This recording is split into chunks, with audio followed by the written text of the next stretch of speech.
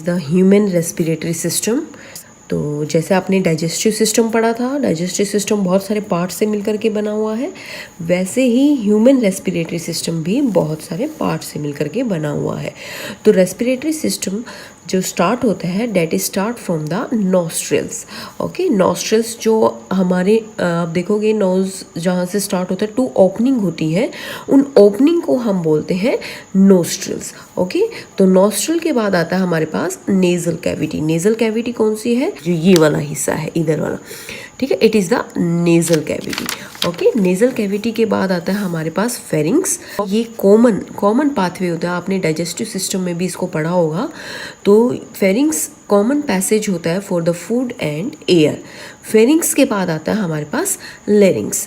Larynx जो होता है ये हमारी विंड पाइप के ऊपर, ये हमारी विंड पाइप होती है जो नेक्स्ट पार्ट है, पर इसके ऊपर यहाँ पर आपको ये पार्ट दिख रहा होगा, this part is larynx. Okay, larynx के बाद हमारे पास आता है wind pipe, that is known as trachea.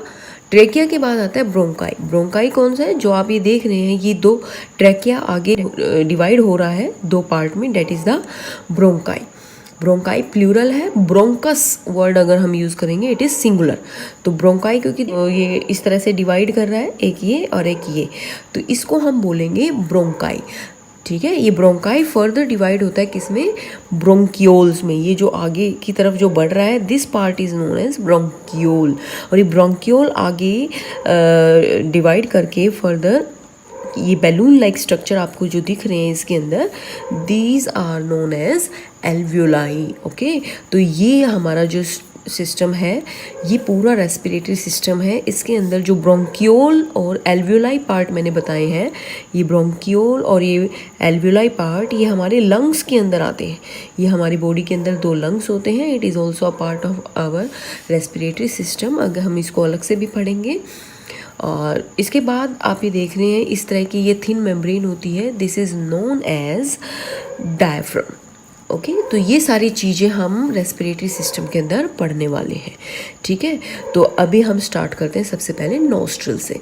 तो नॉस्ट्रिल क्या होता है? The 2 opening of nose is called nostrils which receive the air. Okay, ये हो गया नॉस्ट्रिल। देन इसके बाद आता है नेजल कैविटी। नेजल कैविटी के पास 2 चीज़ें होती है, एक तो होते हैं hair and mucus. Hair and mucus किस लिए प्रेजेंट होते हैं? ताकि जो एयर के साथ डस्ट पार्टिकल आ रहे हैं उनको ट्रैप किया जा सके। माइक्रो ऑर्गेनिज्म को भी ये ट्रैप कर लेते हैं ताकि फ्रेश एयर अंदर जा सके, प्योर एयर। ओके, देन इसके बाद हमारे पास थर्ड पार्ट था फेरिंग्स। फेरिंग्स जैसा मैंने आपको बताया कॉमन पैसेज होता है एयर एंड फूड के लिए। ठीक है, अब देखो जब हम खाना खा रहे होते हैं तो एयर भी हम ले रहे होते हैं। तो जब हम खाना खा रहे हैं तो सांस के साथ ये फूड हमारी विंड पाइप में ना चला जाए, तो इसके लिए हमारे पास क्या होता है, एक लेरिंग्स पार्ट हमने पढ़ा था ट्रैकिया के ऊपर होता है, इसको हम वॉइस बॉक्स भी बोलते हैं, जो आगे ये देखो किसके साथ जुड़ा हुआ है? ट्रैकिया के साथ। There is an organ called glottis present on the larynx. When food try to go to the windpipe, then there come a layer or membrane called the epiglottis. मतलब फूड पाइप के अंदर जाने की बजाय अगर वो विंड पाइप में जाता है तो वहाँ पर क्या होते हैं, एक मेम्ब्रेन आ जाती है जिसको हम बोलते हैं एपिग्लोटिस। ये एपिग्लोटिस क्या करती है? फूड को विंड पाइप में जाने से रोकती है, क्योंकि यहीं पर पैरेलल हमारे फूड पाइप होती है और फेरिंग से हमारा फूड भी आ रहा है और एयर भी आ रही है। तो एयर के साथ फूड यहाँ विंड पाइप में ना चला जाए, इसीलिए यहाँ पर एक कवरिंग होती है जिसको हम बोलते हैं एपिग्लोटिस। ठीक है, ग्लोटिस के ऊपर एक मेम्ब्रेन लाइक स्ट्रक्चर होता है, वो जैसे ही फूड इधर एंटर करेगा वो मेम्ब्रेन ऊपर से उसको इस ट्रैकिया को कवर कर लेगी, ताकि फूड इधर जाने की बजाय कहाँ चला जाए, वापस फूड पाइप के अंदर चला जाए। ठीक है, देन इसके बाद ये देखो फंक्शन अलग से भी बता रखा है एपिग्लोटिस का, it prevent the entry of food into the wind pipe. Okay, then इसके बाद आता है हमारे पास ट्रैकिया। ट्रैकिया को हम विंड पाइप बोलते हैं, ट्यूब लाइक स्ट्रक्चर होता है और ये कवर्ड होता है बहुत सारी कार्टिलेज रिंग से। आपको ये ब्लैक डार्क लाइन दिख रही होंगी, these are the cartilage rings. ये रिंग्स क्या करती हैं? ताकि विंड पाइप कोलैप्स ना हो सके। ठीक है, तो कोलैप्सिंग से बचाने के लिए विंड पाइप के ऊपर क्या प्रेजेंट होती है?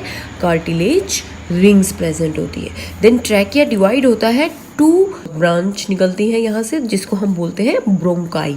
अभी मैंने थोड़ी देर पहले बताया था सिंगुलर टर्म है तो ब्रोंकस एंड प्लूरल है तो ब्रोंकाई, क्योंकि ट्रैकिया इस तरह से स्ट्रक्चर होता है, वो इधर भी और इधर भी दोनों तरफ इस तरह से डिवाइड करेगा, और ये दो अलग अलग आगे लंग्स में जाने वाली है। जब अभी लंग्स में एंटर नहीं की तब तक तो ये ब्रोंकाई है। अब जैसे ही अब ये लंग्स के अंदर एंटर करेगी इस तरह से, तो ये क्या बन जाएंगी, bronchioles. Okay, bronchi are also covered by cartilage rings. ये देखो आप, इसके ऊपर भी रिंग्स हैं, और ये ब्रोंकाई ब्रोंकियोल, इनके ऊपर भी फर्दर रिंग्स है। Bronchi further divided into bronchioles. ये ब्रोंकियोल्स फिर इनके पास टाइनी एयर सैक होते हैं जिनको हम बोलते हैं एल्वियोलाई। ठीक है, ये एल्वियोलाई बहुत सारी होती है, मिलियंस ऑफ एल्वियोलाई होती है हमारे लंग्स के अंदर, जो हेल्प करती है एक्सचेंज ऑफ गैसेस। ठीक है, जैसे बाहर से ऑक्सीजन आ रही है नॉस्ट्रल के थ्रू, फेरिंग्स के थ्रू, ट्रैकिया के थ्रू, अब कहाँ चलेगी वो, एल्वियोलाई पे। एल्वियोलाई पे ऑक्सीजन आएगी और कार्बन डाइऑक्साइड वहाँ से फिर, क्योंकि कार्बन डाइऑक्साइड एल्वियोलाई के पास कहाँ से आ रही है, हमने पीछे रेस्पिरेशन में पढ़ा था, सेल के अंदर जब फूड होता है तो बाहर से ऑक्सीजन आई, सेल के अंदर फूड टूट गया और कार्बन डाइऑक्साइड रिलीज हुई। ये कार्बन डाइऑक्साइड ब्लड के थ्रू कहाँ आएगी, एल्वियोलाई के पास, और एल्वियोलाई ऊपर से क्या ले रहा है, ऑक्सीजन। तो ऑक्सीजन तो ये क्या दे देगा, सेल को दे देगा। ठीक है, और सेल से जो फूड ब्रेक डाउन होकर के CO2 निकालेगा वो वापस एल्वियोलाई के पास आ जाएगा, और एल्वियोलाई उसको वापस से नॉस्ट्रिल्स के थ्रू बाहर CO2 को निकाल देगा। तो ये हो गया हमारा एल्वियोलाई।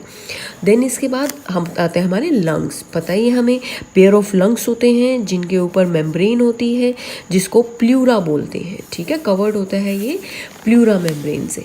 ठीक है, ये हमारी चेस्ट कैविटी या थोरेसिक कैविटी के अंदर प्रेजेंट होते हैं, और एक दूसरे से ये सेपरेट होते हैं by a thin membrane known as diaphragm. Muscular part होता है जिसको हम बोलते हैं डायफ्राम। ओके, आपने इसका फंक्शन पीछे पढ़ा होगा। ये डायफ्राम जब हम इनहेल करते हैं ऑक्सीजन, तो ये जब ऑक्सीजन ऊपर से आ रही होती है तो ये क्या हो जाता है, डाउनवर्ड, और जैसे ही सेल से CO2 रिलीज हो रही है तो ये वापस से कहाँ चला जाता है, अपवर्ड। तो ये मैकेनिज्म ऑफ ब्रीदिंग में आपने पढ़ लिया है इसका फंक्शन। तो ये हमारा सिस्टम यहाँ पर कंप्लीट हो गया है।